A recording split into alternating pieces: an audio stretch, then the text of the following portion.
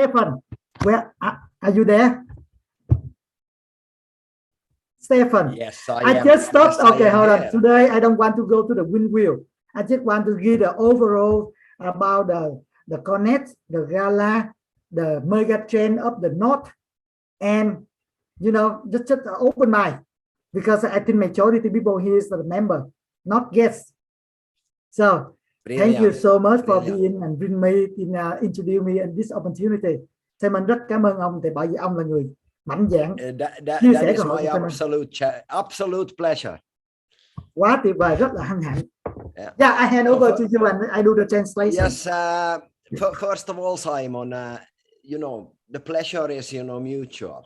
It's likewise. Ông nói đầu tiên không phải là Simon cảm ơn ổng đâu, mà phải là cảm ơn cả hai, bởi vì ổng cũng may mắn là giới thiệu được Simon tham gia, cũng như Simon được ổng giới thiệu cơ hội này. Yes. I also won't take up a lot of time, you know, with you. I want to just speak about a few key points. Tôi không muốn lấy nhiều thời gian đâu, tôi chỉ muốn nói với các bạn vài điểm chính thôi trong buổi sáng hôm nay. And I want you to listen to them, and don't just, you know, take that as, yes, this is how it is. Think about these points. Think about them after the call, you know, write them down maybe on a paper and think about it, because I think it will help you to decide if this business is for you, but also at the same time, it will help you approach people and get them to understand how big this is. Yes. Ông đề nghị á, ông chia sẻ một số điểm chính, và các bạn cũng không có nhất thiết phải là say yes hay liền gì đâu. Hãy ghi lại và suy nghĩ những cái điểm của tôi để xem cái doanh nghiệp này, những cái điểm mà tôi nói á, là có phù hợp cho bạn không. Và nếu mà bạn cũng có thể dùng cái ý tưởng này, cái chia sẻ của tôi để chia sẻ cho những người khách của bạn. Yes. So the first thing is has to do with technology, you know, technology in general. Do you believe that you can study what has happened before? You know, if you look at what has happened before, you can predict much better what the future is. Ok, đầu tiên nói về công nghệ. Bởi vì công nghệ á, nó ảnh hưởng lắm. Chúng ta có thể nghiên cứu những cái gì, analyze, phân tích những cái gì trước đây. Chúng ta mới có thể là gì, mới có thể dự đoán được tương lai, đúng không ạ? Nói về công nghệ. Yes. So nodes in itself, if you study, you know, where does, you know, internet come from, what has happened before, you know, with blockchain, Bitcoin, you know, and all of these things that we've been experiencing the last, especially 10 years, you will realize that decentralization and ownership of the nodes themselves is definitely the future for the safety of it, okay, for the ownership part of it, and also for the revenue and you know, and for working without failure, you know, because we are not centralized when we're building a decentralized nodes community, we are decentralized. Does that make sense? Okay. Nào, đầu tiên á, khi mình nói về cái node anh chị, có phải nếu chúng ta nhìn lại quá khứ á, có phải anh chị thấy nào, cái thứ nhất là gì ạ? Nếu chúng ta nhìn lại về quá khứ á, internet nè, thời kỳ nó bơm lên nó cũng tạo ra một cái làn sóng. Bitcoin trên dưới hơn 10 năm nó cũng vậy thôi. Thì có phải là những cái đó khi nó xuất hiện bây giờ nó trở thành một cái gì đó trong cuộc sống rồi. Thì chúng ta có hai cái điểm chính. Một là decentralized là phi tập trung. Thứ hai là ownership, sở hữu. Bởi vì sao ạ? Bởi vì á, ownership, decentralized và quyền sở hữu á, chúng ta không bị sợ là nó, tức là nó tập trung rồi dễ bị độc tài, dễ bị cái chuyện mà người chủ ở công ty họ có những cái lúc họ có thể thò tay vô họ trảm mình. Nhưng mà ở đây á, cái quyền sở hữu của bạn mà được decentralized, được phân tán khắp nơi á, thì cái đó là cái quyền sở hữu của bạn, nó thuộc về bạn, chưa kể là tạo được cái thu nhập. Yes. So in my opinion, if you're looking at that, you know, we are not the only one that wake up and say, hey, nodes will be the future. You know, Connect is not the only company that sees that. Okay. We are just extremely lucky, you know, privileged to be in this situation, because there is no other network that does it in the same way as us. Vâng, nói về cái node như thế này nè, chúng ta rất may mắn, rất may mắn là chúng ta biết được The Connect, bởi vì The Connect họ nhìn được cái tương lai và họ làm như thế. Cũng rất là may mắn là chúng ta là những cái cộng đồng mà phát triển network á, chúng ta phát hiện ra cái The Connect để mà cùng đồng hành Tại vì cái node là chúng ta nói về tương lai.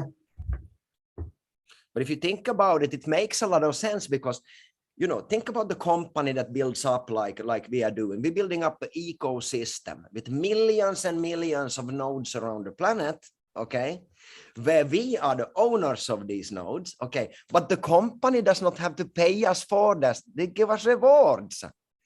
So it's brilliant from a company strategy, you know, both legal, technical, a real product, but also business strategical, okay, legal, technical, it's compliant, and business strategical. Why? The company gets money in even from us for buying the nodes. They're distributing us rewards that doesn't cost them anything. And they basically recap profit in that way themselves also for the future, correct? So it's extremely smart, both from a legal technical standpoint, because it's not an investment. Like Simon said, you're buying a revenue engine.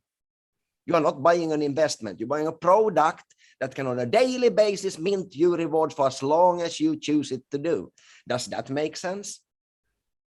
Ok, đầu tiên á, hàng triệu cái node bên ngoài có nhiều loại khác nhau, nhưng chúng ta hòa mình vô trong cái hệ sinh thái ecosystem để sở hữu những cái node mà cái cách làm của The Connect rất là thông minh anh chị. Chúng ta không nói đầu tư, chúng ta mua cái sản phẩm và được reward, được thưởng bằng cái token. Đối với tập đoàn này đó, họ thu tiền của chúng ta nè anh chị, rồi cái tiền người ta dành ra bao nhiêu % để phát triển những sản phẩm, để đảm bảo sản phẩm và trả mình bằng cái reward mình bằng cái token, cũng không phải là tiền. Nó lại nha, họ trả bằng cái token về pháp lý, compliance, legal. Cái thứ hai á, về chiến lược đi nó cũng vậy. Có nghĩa là sao? Họ nhận tiền của chúng ta để họ làm những cái tạo được cái giá trị và giúp cho cái token nó tăng giá, và họ trả mình bằng cái token. Chứ họ trả lại mình bằng cái token, nên cái chiến lược của nó giống như xây dòng nè, họ vừa tái đầu tư, họ phát triển như thế về góc độ mà legal, về pháp lý, về góc độ chiến lược của business, rất là tuyệt vời. Nó giống như là chúng ta được thưởng cái reward, cái phần thưởng đó, bằng cái token hàng ngày vậy đó, và xây dựng mà để mà tạo cái cung cầu sau này nó tăng giá. Yes. So now we have two things that may make sense. We have technology. You know, we are at the right time because it's not only a good idea, it is already doable. Technically, it's possible. Okay, there are companies that ships out mining devices, but why would you need to ship out devices if you can, you know, separate the coding from the product? You have no shipping. Okay, so we are on top of that fast. So we are in the right timing with the right product. Technically, it's nice, and we have no shipping costs. Correct? Đầu tiên phải nói về technology, nó phải nói là đúng thời điểm anh chị, đúng thời điểm. Bởi vì á, thứ nhất là anh nhìn cái sản phẩm đó, những cái thứ mà họ đang làm đó, bây giờ họ có công nghệ, họ tách riêng cái thiết bị mà nó mining, nó đào ra đó, nó bằng những cái coding lập trình để tách ra, và cái sản phẩm này nó không có nặng, nó được ship đi khắp nơi trên toàn cầu. Tại vì một cái phần mềm mà nó được giao hết tất cả từ cái bản thân sản phẩm, nó không có biên giới, nó không bị giới hạn về cái chuyện mà giao hàng, giống như những cái sản phẩm hiện hữu physical. Đó thì cái đó về technology, về pháp lý cũng chuẩn luôn. Đó là một cái phần mềm, một cái mà được phân bố khắp mọi nơi. Technology and the compliant, the legal way, right? And also business strategical, because making software costs you one time, correct? Yeah, and of course some updates and so on. But guys, it is heavily profitable, and that is why this company can pay out such a big percentage in commissions. Vâng, ngoài cái chuyện mà technology, về công nghệ, về cái pháp lý á, cái business strategy là chiến lược của kinh doanh họ quá thông minh. Bởi vì cái phần mềm nó tốn tiền có một lần để đầu tư đó. Tiền cái software đó có một lần thôi. Dĩ nhiên là phải nâng cấp rồi, phải duy tu bảo dưỡng, nhưng mà software rất là lợi nhuận. Nên bởi vậy họ distribute lại cái profit về cái đó rất là cao, trả lại về bên ngoài. Yes.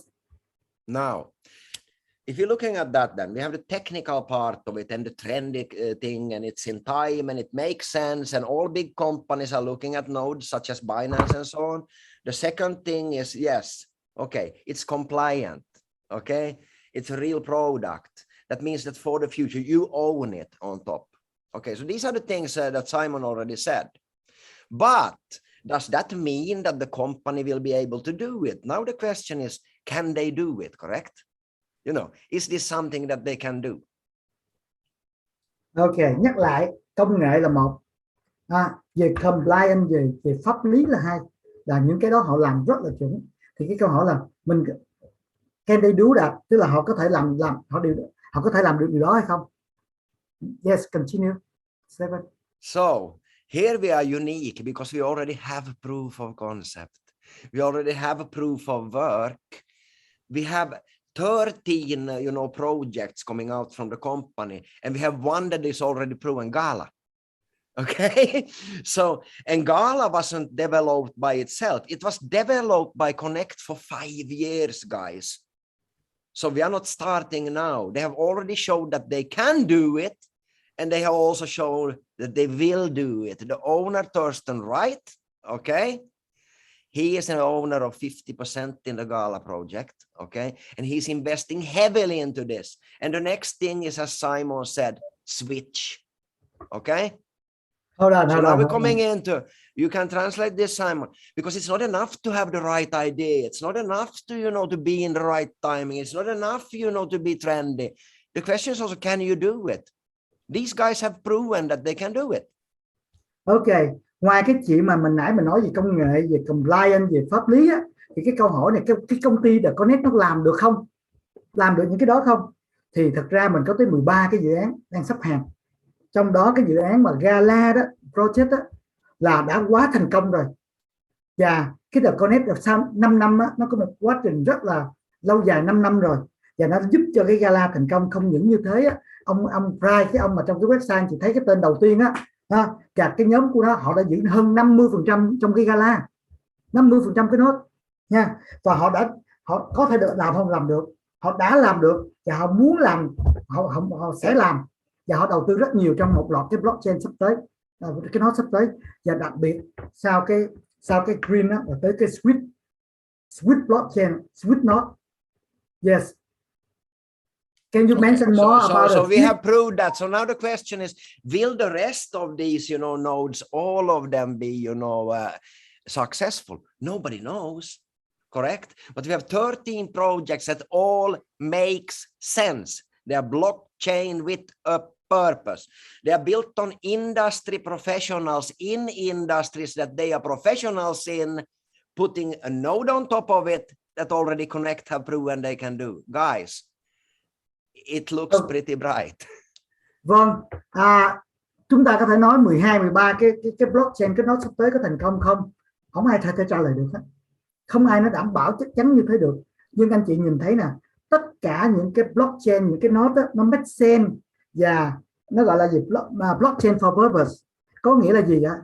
Nó đi đúng cái ngành nghề, cái ngành công nghiệp đó, cái ngành mà xu thế nó phải đi như thế.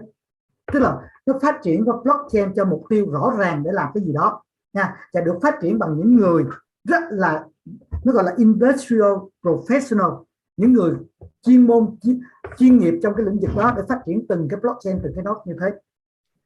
And we all agree that gaming is a big thing. Gala, okay, gaming is a big thing. Now my question to you is banking a big thing?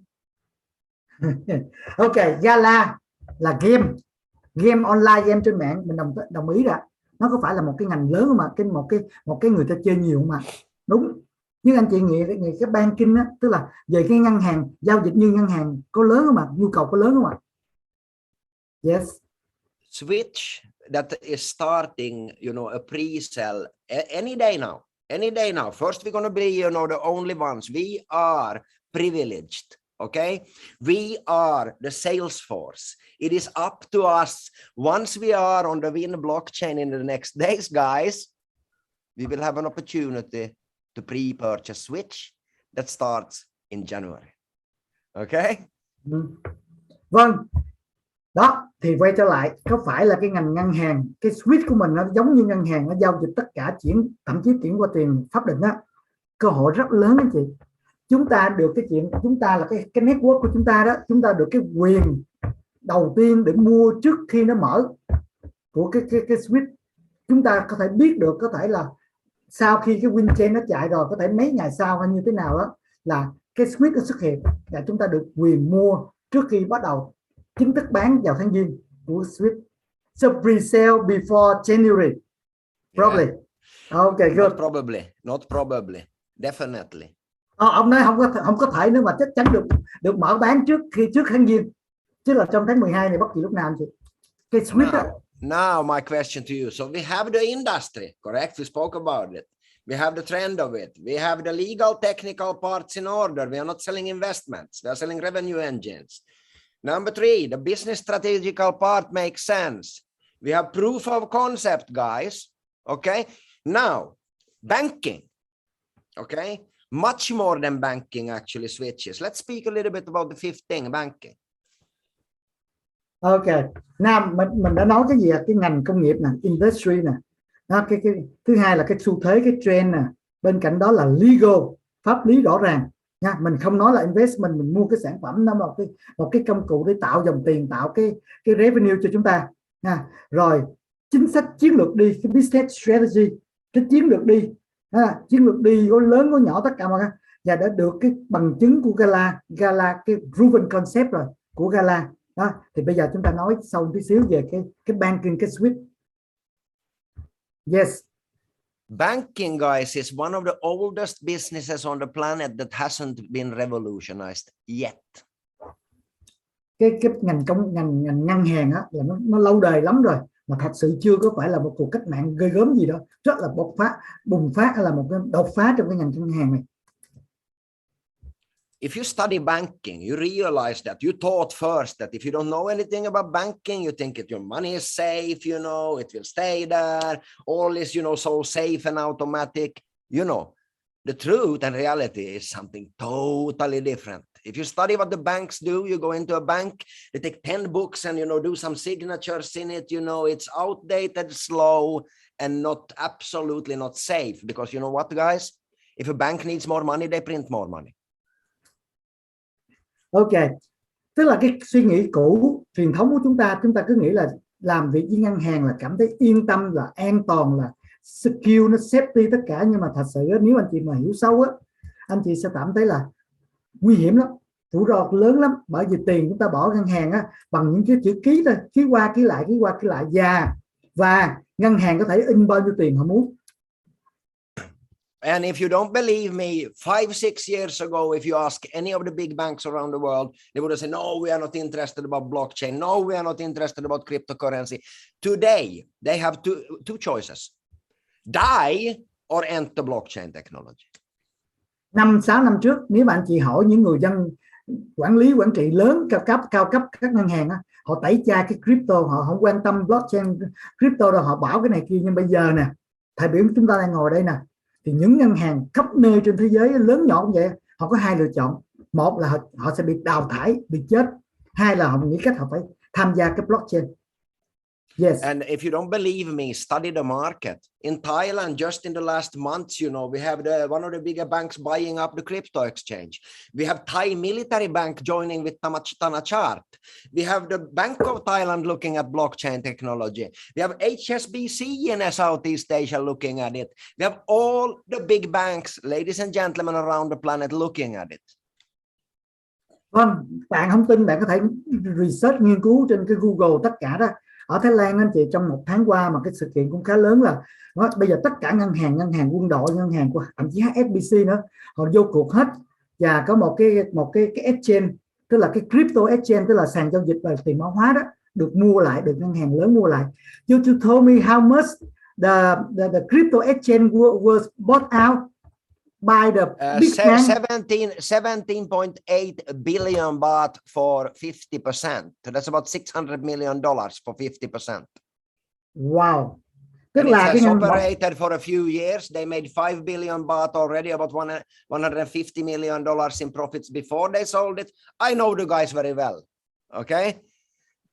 Có một cái deal, một cái giao dịch đã thành công rồi. Một cái ngân hàng lớn của liên quan với chính phủ của Thái Lan á, mua một cái sàn crypto ở Thái Lan, sàn tư nhân anh chị, mà họ đã trả coi như là tương đương với 600 triệu đô cho 50%. Mua cái sàn crypto đó, công ty đó. Yes. Now, you can be part of owning Switch by owning a node. That's ownership of the network, guys. As many nodes, you know, you are there, you get rewarded for. Imagine a merchant. Imagine all these small shops in Southeast Asia, of course, everywhere else around the world, but they don't want to take a Visa card. They don't want to take a MasterCard. Why? Because it's expensive and it's fees in it. What if these small merchants here in Southeast Asia, because there is a POS system, point of sale system integrated, do you think they want to get paid instead for being part of it? Of course they won't. Đó thì bây giờ anh chị nghĩ là cái switch đó, nếu mà mình sở hữu một cái full node, cái switch đó có nghĩa là mình là một cổ đông, là một người mà được chia cái transaction của toàn cầu. Anh chị nghĩ các doanh nghiệp, dù là doanh nghiệp vừa và nhỏ châu Á mình nhiều lắm, rất nhiều anh chị. Mấy cái shop nhỏ đó họ rất là ngại để chấp nhận thanh toán là Visa, Master, bởi vì cái phí nó trả cao lắm, rất cao. POS system tức là point of sale á, cái system đó họ cũng đâu có được cái hoa hồng gì trong đó. So how benefit when they use the switch? How benefit the merchants they going to use the switch? There are no loading fees if they have a node. If they have a node, guys, there are no loading fees, no transaction fees. Every transaction happens, if you want to switch it, that's the name, guys, and it makes so much sense. If you want to switch it, let's say you take your payment in green or in Bitcoin or in Ethereum or in blue or in any of these projects, 20 seconds is done. It's not like Bitcoin, guys, where you can wait for an hour even when you want to pay something. That's the problem, correct? With Bitcoin, it's too slow. Now, Ethereum is too expensive.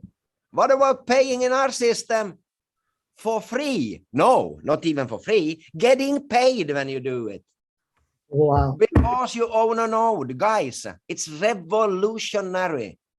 And it's not in the future in 1 year from now. No, they already have the BIN numbers for Southeast Asia. Here it will be connected with UnionPay, guys.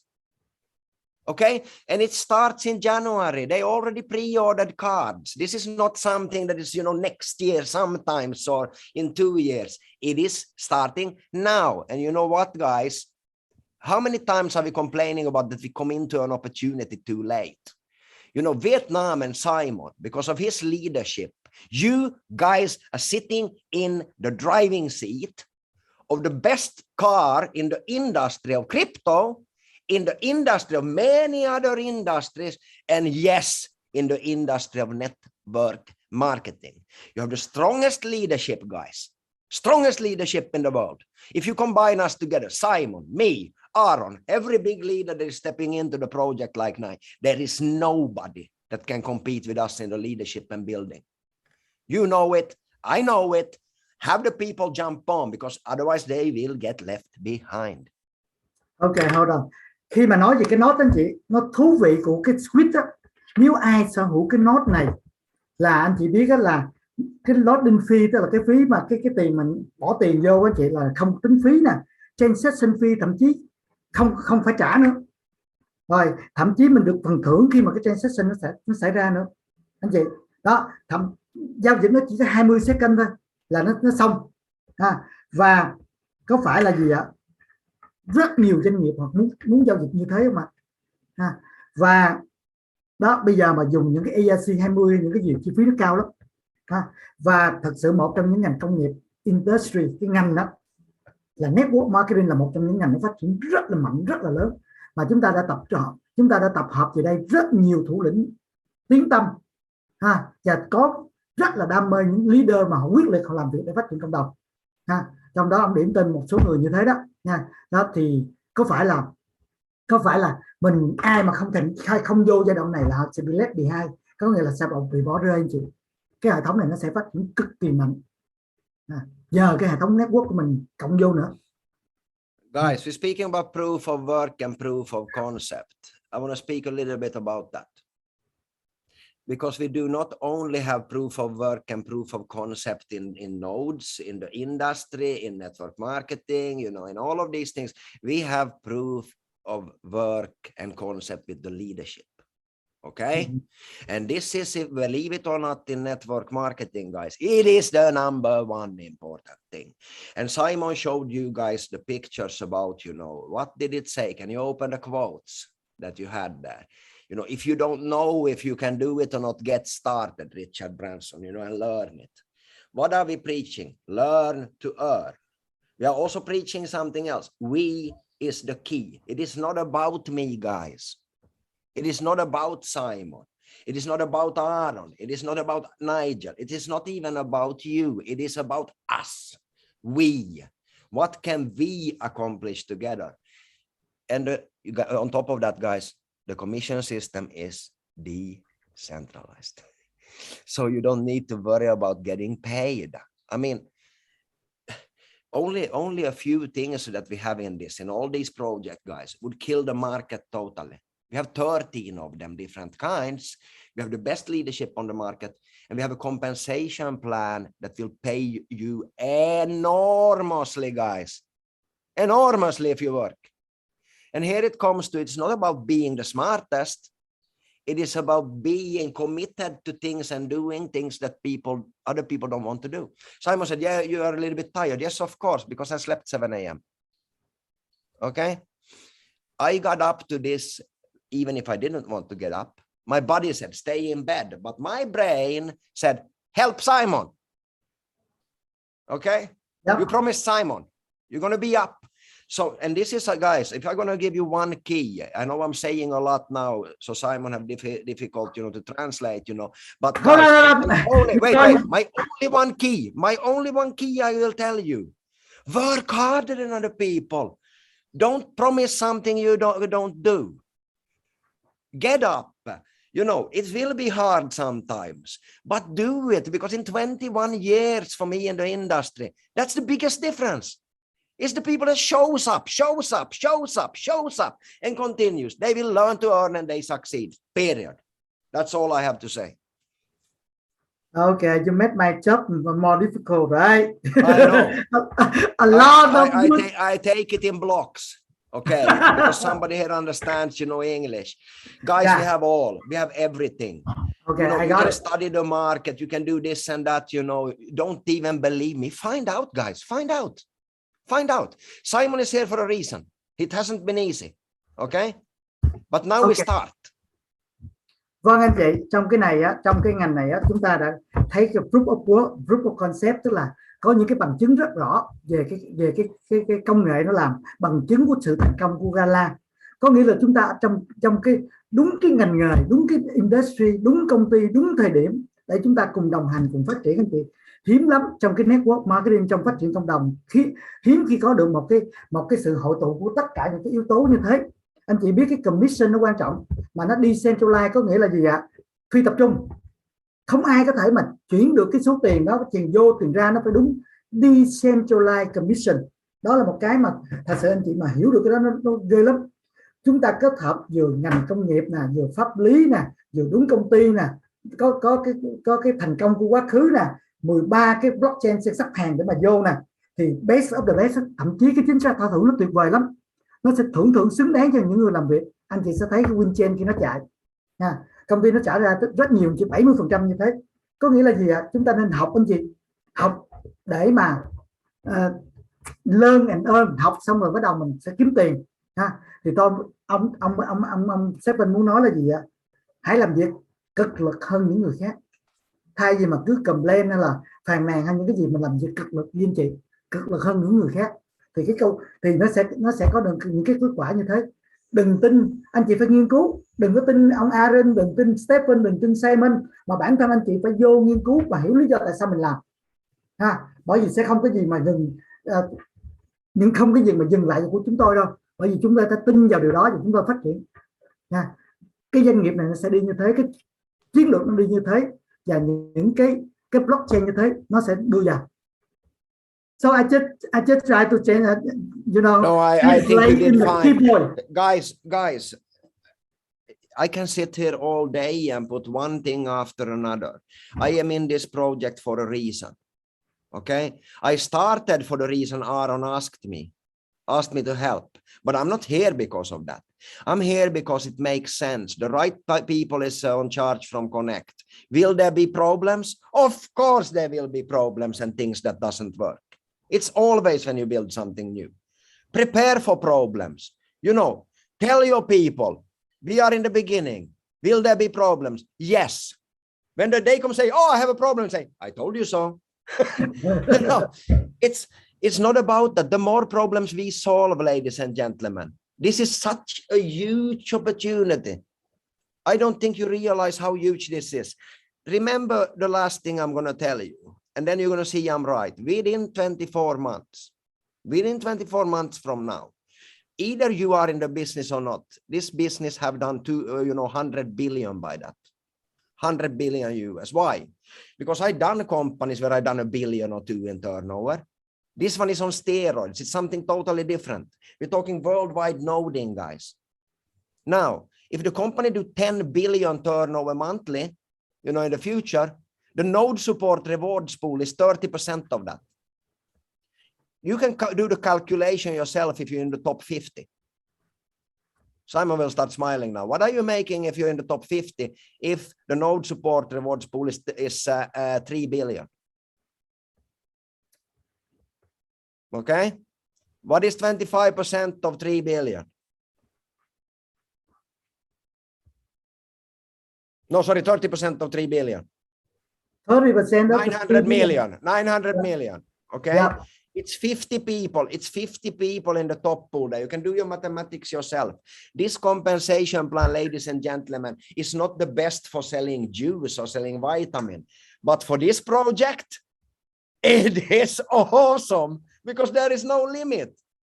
And on top of that, you earn from running your nodes, ladies and gentlemen. Hold on, bro. I need to translate this one. Sorry, It's guys, very important. if you are not excited, go work on McDonald's. Okay, bro, it's very important. Let me. Thật ra đó chị, tôi muốn có thể ngồi đây nói hết giờ này qua ngày khác, điểm này điểm khác. Nhưng bây giờ anh chị suy nghĩ nè, lý do tại sao chúng ta tham gia. Tôi tham gia cái này á là bởi vì Aaron là bạn tôi, nhờ tôi dịch tài liệu.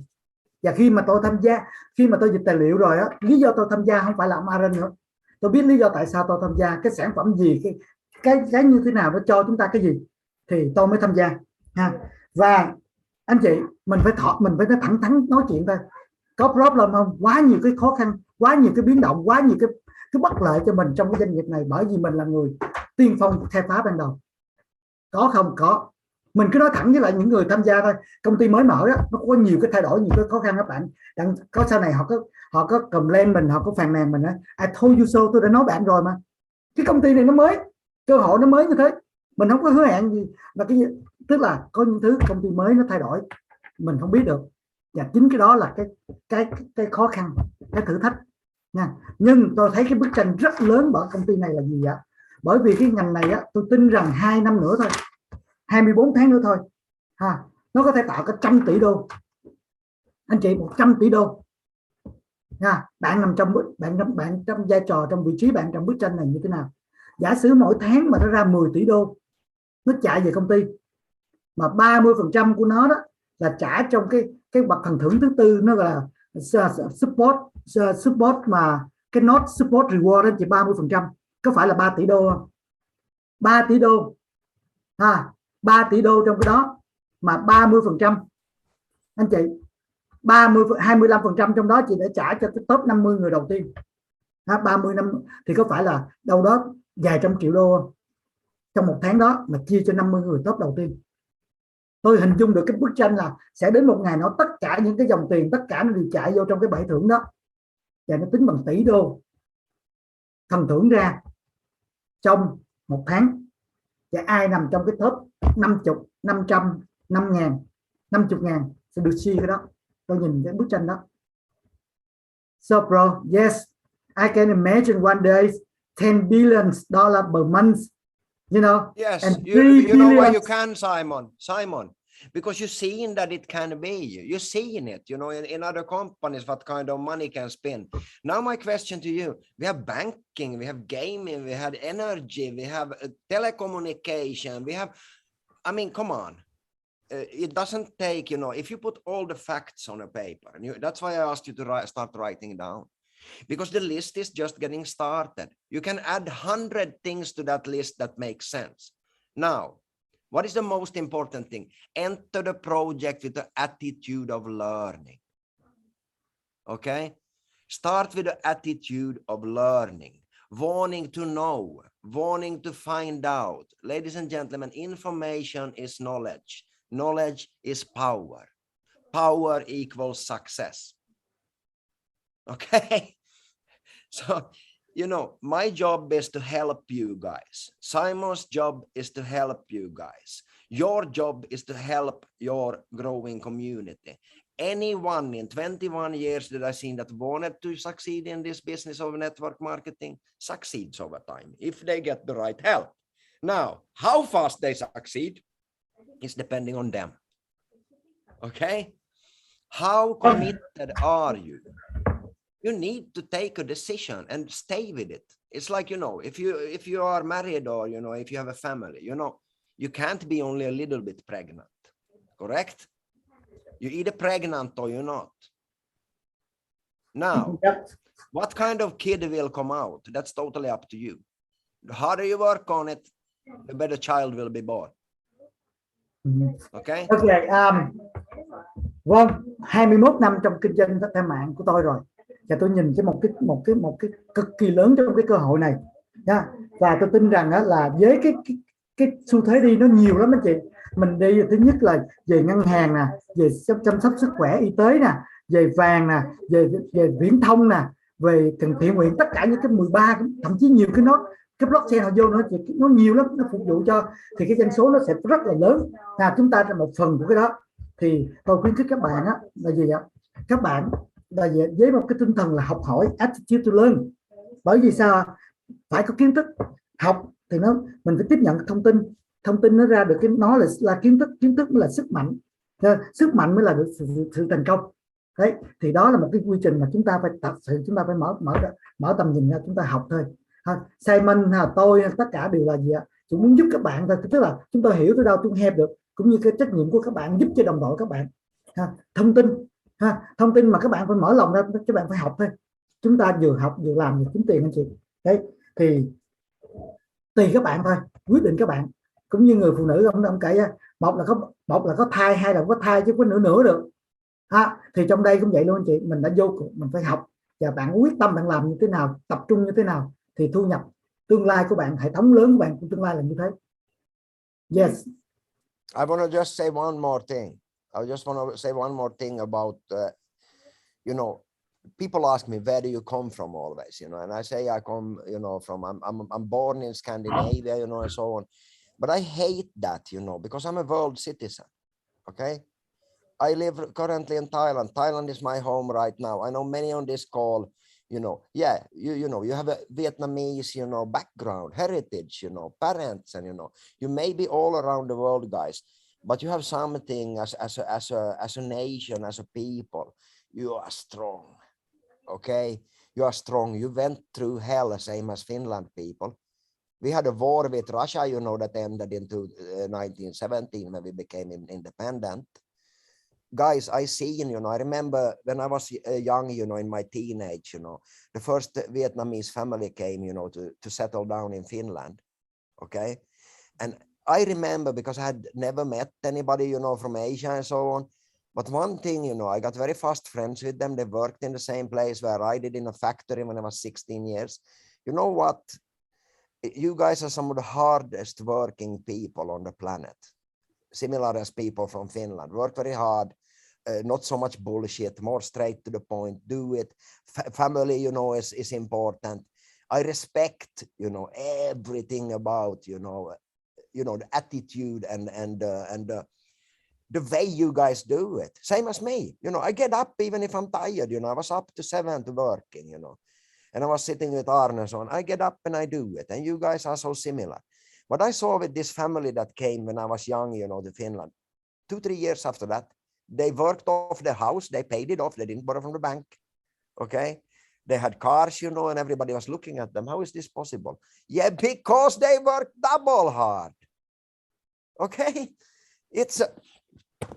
We have guys together, we have an opportunity. I will do my best. Okay. It will not be my fault if this one doesn't work, believe me, because I will work the hardest of everyone. Why? Because I can't expect you to do it if I don't do it. Correct? Never ask your organization to do something that you're not prepared to do yourself. I am committed. I will do everything to help Simon and me. We are one, Simon and me. We even building the business together income-wise, okay? Simon is 100% committed. And I know always when Simon calls me, oh, what about this? What about this? He worries about you guys, okay? Help him to feel calm. Help him to build with you. Because guys, you're gonna end up on the top. You will end up on the top.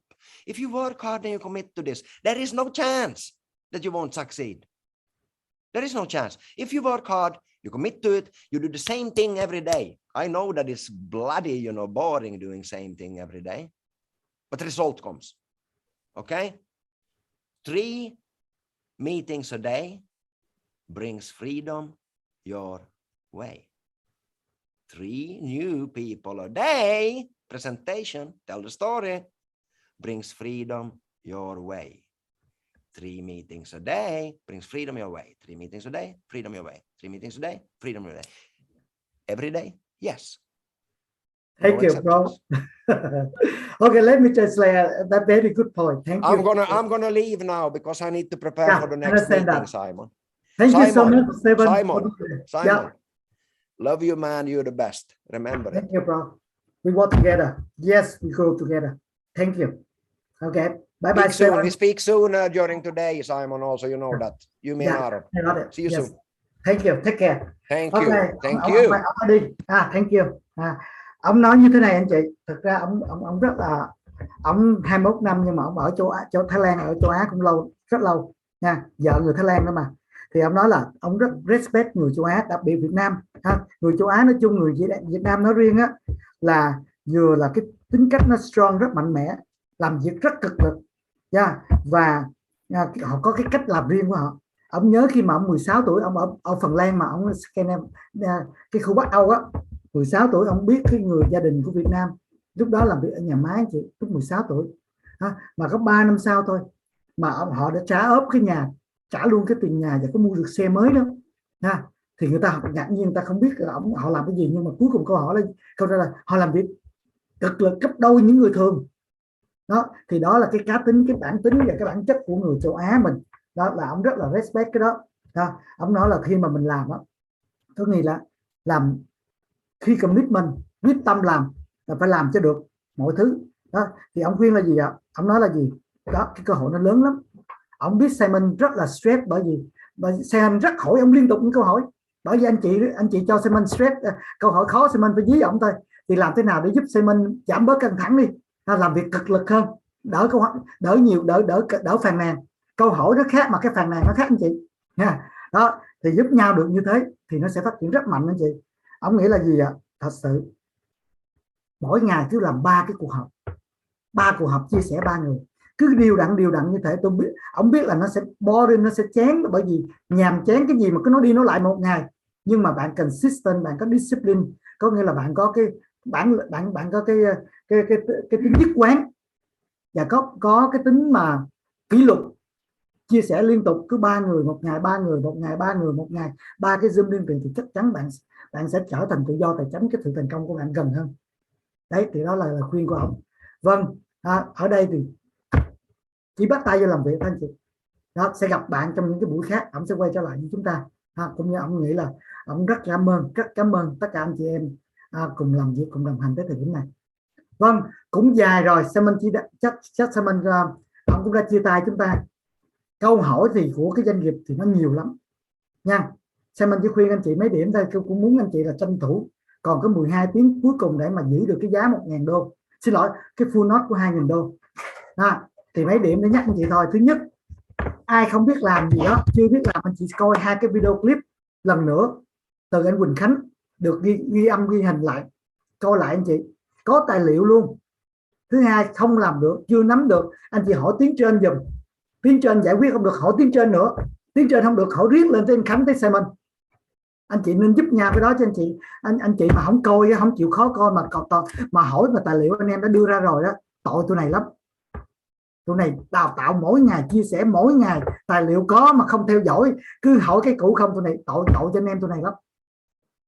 Giúp nhau, hỏi tuyến trên, chừng nào tuyến trên giải quyết không được hỏi lên tới tụi này. Tài liệu nó có, người ta làm được hết rồi anh chị. Connect, kết nối vô connect được rồi, kết nối vô được cái print rồi, và sẵn sàng để mà nhận cái gì ạ, để nhận cái license họ bàn giao để tuần tới mình lắp đặt vô. Cũng đã có người đưa lên VPS rồi, Virtual Private Server có hết rồi. Tức là mình sẽ học người, tức là cái một câu hỏi một thủ lĩnh mà sẽ mình học thích lắm. Anh nói như thế nào, nếu cô giáo mà giải cả nhà, cả học sinh không ai biết, đó là lỗi của cô giáo. Nhưng mà cô giáo dạy mà có một học sinh biết mà những người khác không biết, đi hỏi cái người đó đi anh chị. Nó như thế đó anh chị nha. Nên sẽ mình nói lại anh chị, còn 12 tiếng đồng hồ nữa, cho mình cơ hội, cho đồng đội mình cơ hội để giữ những cái nốt của Green 2.000 đô. Bởi vì không biết ngày thứ hai giá tăng bao nhiêu, không biết bao nhiêu anh chị hỏi người đó, tất cả những người bạn anh chị đều đã biết cách làm rồi, không biết hỏi lên trên nữa nha anh chị. Đó thì sẽ mình nghĩ như thế là cách chúng ta học như thế, cùng nhau học. Vâng, tất cả những cái gì anh chị không biết, anh chị đặt câu hỏi trên cái group chat, có cái group chat cho anh chị hỏi, và anh em sẽ ai biết sẽ chia sẻ trả lời cho anh chị. Vâng, xem mình sẽ là gì ạ? Rồi, tài liệu có, website có, YouTube có, Telegram có. Xin mời anh chị cứ tham khảo đó nha. Thì tuần tới bắt đầu ngày mai chúng ta sẽ đi vô cái chương trình mà chia sẻ cơ hội kinh doanh, chuẩn bị sẵn sàng để nhận cái nốt, nhận cái license, run cái nốt. Vâng, so thank you so much for you guys, international leader member here, because this, you know, we have a 90% of Vietnamese, so that's why we take time to translate into Vietnamese. In Vietnam, we have a couple founder back, 7-8 founder back, 25,000, and we start to receive the note already, and the note running right now, equivalent about 1,000 token green per note per day, more or less. In the future, we don't know. So good luck. Try to learn, try to capture its opportunity, and learning every single day. And we will meet again in other webinar, other Zoom. Try to check information on the YouTube, Facebook, Telegram, and you can learn on the way we do and make the money. So we are here to work together. So thank you so much, you guys. Cảm ơn chị rất nhiều ở anh em ở Việt Nam, và tranh thủ anh chị 12 tiếng đồng hồ bắt đầu gõ rồi, bắt đầu đếm ngược rồi. Cảm ơn chị rất nhiều. Hẹn gặp lại cái buổi Zoom 2 từ 6 buổi tối. Nhắc lại anh chị, 2 từ 6 11 giờ tối hỏi đáp, và 10 giờ sáng mỗi ngày là những cái chương trình mà giới thiệu cơ hội kinh doanh, hỏi đáp và đào tạo. Anh chị xem cái lịch. Rồi, cảm ơn chị rất nhiều. Hẹn gặp lại ạ. Xin chào tất cả anh chị.